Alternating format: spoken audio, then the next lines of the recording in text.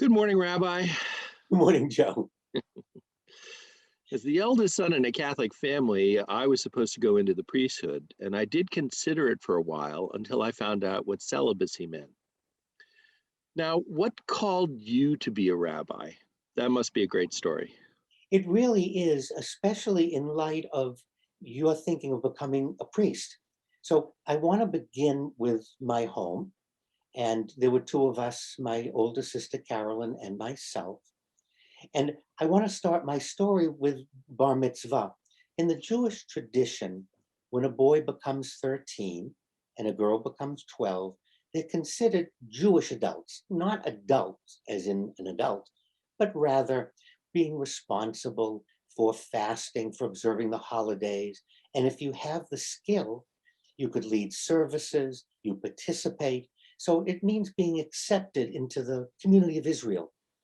And so you don't want to let that event go by without having a party, a ceremony, an acknowledgement.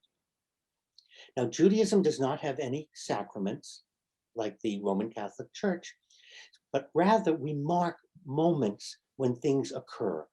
And so when you become 13, you have a bar mitzvah, which means son of the commandments.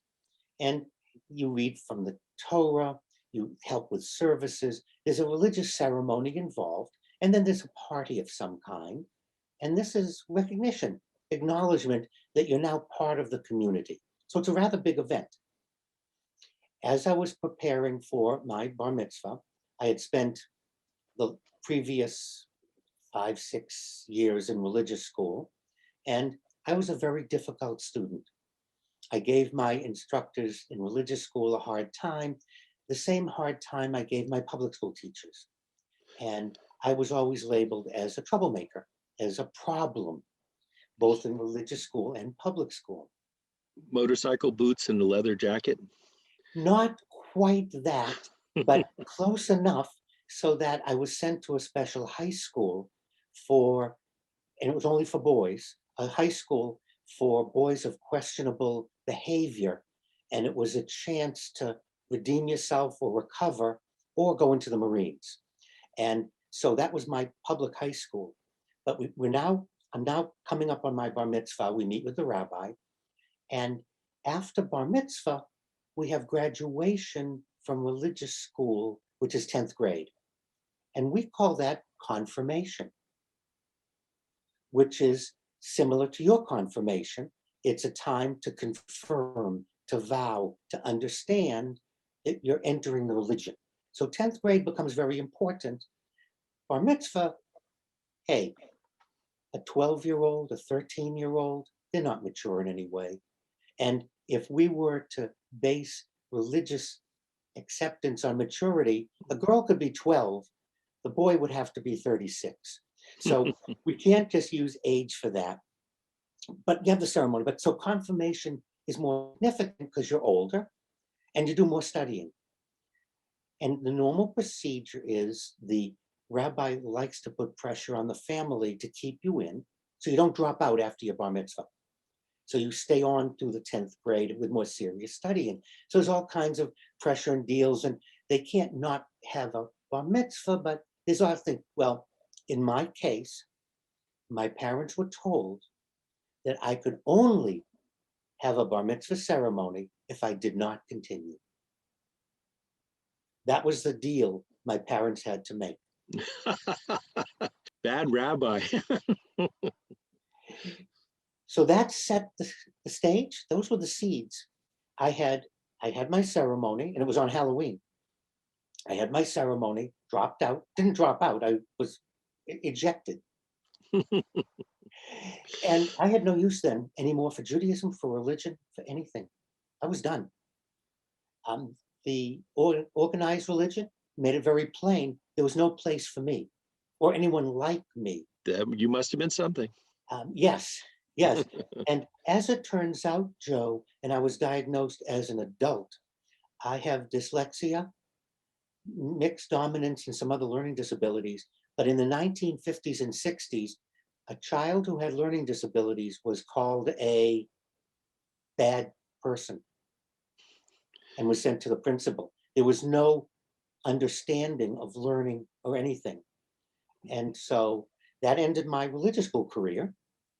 High school went the same way. So I was sent to, it was a commuter school for boys who either were going to be expelled, transferred for whatever reason. It's kind of a last chance. So here I am at the school, and it's time to pick a college. Okay, what do I know, right? What did you know about picking a college? You went to some arty school. So in any case, I was accepted Brandeis, BU, Northeastern, and Boston College. 4 choices. Hmm. And to pick what? Talking with my parents, and it was decided I would do better with a small, structured college. And in the 60s, Boston College was a local, small Catholic college. It wasn't what it is today in terms of size and acceptance. And so my parents said, BC. And I said, okay, what do I know? So I was accepted at Boston College, and I was class of 68.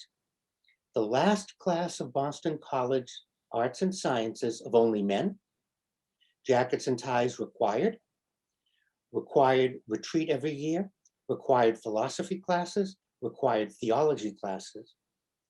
I had to take, knowing I was going to go to BC maybe a couple of years before, I started studying Latin because I had to take the College Board, the afternoon exam in Latin, because that was a requirement for BC. Freshman, theology, we're studying the Summa Theologica in Latin by St. Thomas Aquinas. And our instructor knew there were only 2 students in the class that really knew Latin. The rest of us, Agricola, Agricoli, Agricolorum, the rest of us could do Agricola, but basically there were a couple of students, but the Jesuit who taught didn't care because the goal was to learn the material. And he didn't care how other students were helping with the translations and stuff. And so I began studying at Boston College. And it was a small school. And you knew the brothers who were studying. We took classes with the brothers who were studying to be Jesuits. So they were my classmates, as well as nuns and Jesuits as instructors. And it's always fun to compare my experience with the sisters and yours, because at the Catholic college, they were fantastic. They were instructors, they were teachers, they were compassionate, and none of them carried a ruler. And then when you talk to those people like yourself that went through the primary levels, it's a very different experience. Oh, yes. So I'm moving along, and people start knowing I'm Jewish. People started asking questions about Judaism. I don't know anything. Not only did I not know anything, I made a point of not knowing anything and never learning anything.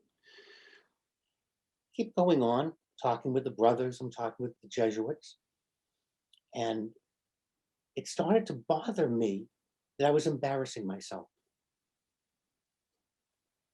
They're asking questions about Judaism, and I make a joke, I shrug it off, I don't answer. And it's the same people. It's not like after a while, I got tired of me. So I started studying. I started taking some classes outside the school. And I started delving into Judaism, not Judaism for the ignorant masses, because that I learned from the Jesuits. Sophomore, junior year, the general, the head of the Jesuit order, was in the United States, and he came to BC, and he had a private session with the dean, the instructors, and all our Jesuits. And our understanding was he read the Riot Act because they were much too, not loose, they were much too truthful and making too much fun of and taking issue with. And of course, the visit lasted about 20 minutes to half an hour. Then our Jesuits went right back to teaching us. And I realized that there were levels. And what I hadn't been taught, what I hadn't been exposed to, was sophisticated Judaism, was what it was really about. And by answering questions and talking with the Jesuits, I became closer to Judaism and realized that I wanted to teach this. I wanted to teach what Judaism had to offer for spirituality. It's not about hollow rituals. It's not about following laws diligently and then doing whatever you want. There's a spirituality. There's a connection. You had an epiphany. I did. And my epiphany was over a couple of years, not instantly.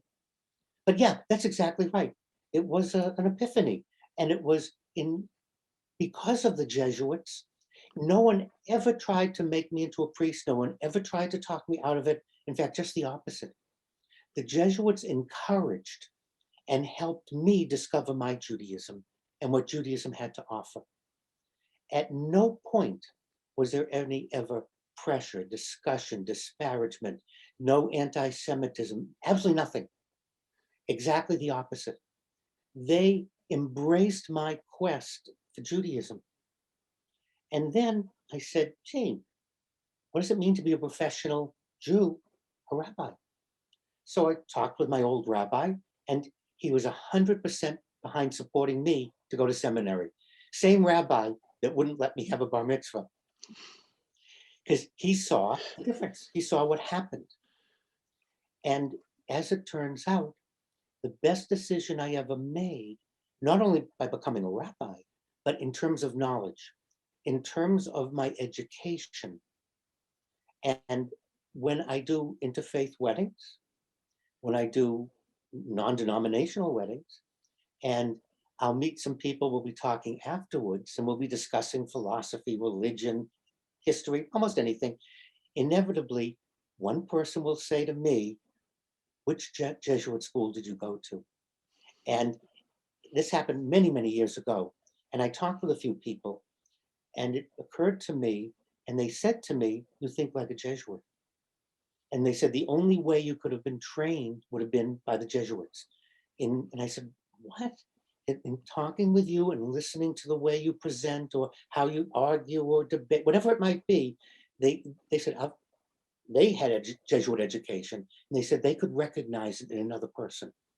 I didn't realize that, and that's very similar to rabbinic training of discussing the Talmud. It's a way of thinking, a process. And I didn't go to a Jesuit college, I went to a Jesuit high school, but yes, it's the same thing. You don't realize it at the time, but you're constantly challenged to think and explain and consider, and whatever the topic is, and especially if it's religion. And we had a lot of great discussions. So I can relate to what you're saying. I just Googled your old rabbi, and it turns out he converted, and now he's a Jesuit. So I think it's curious. I went to a Jesuit school and became a rabbi. You went to a Jesuit school and decided not to be a priest. So I'm not quite sure what the score is. Oh, thank you, Rabbi. Or should I say, tibi gratias ago tibi tanto. Thank you. It's been my pleasure again, Joe.